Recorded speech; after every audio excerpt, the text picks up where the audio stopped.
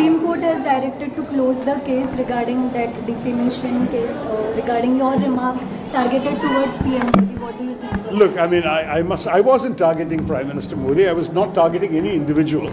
I had written a book in which I quoted an article published in 2011, which in turn quoted a statement by an individual in those days in the RSS, who subsequently was rehabilitated by the BJP and has served as the Prabhari of the BJP in Eastern UP. So the person who said it, there is no case against him.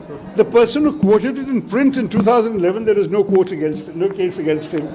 But me, for 6 years later, quoting the quote in a book, there's a case against me. I mean, this makes no sense at all.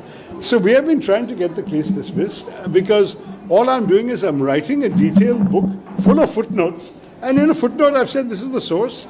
An article in the Caravan magazine quoting a then unnamed RSS person, but he's no longer unnamed because his video is all over the internet saying this. It's not my sentence. I'm quoting a quote. And yet there has been a case filed against me. So I think it's not surprising that the court said, why do you want to be like, why did you drop the case? But they're not willing to drop the case, it seems. So some of these things will drag on. As I was saying during this discussion, part of the problem in our system is too many frivolous cases are allowed to function, and as a result, the process itself becomes the punishment.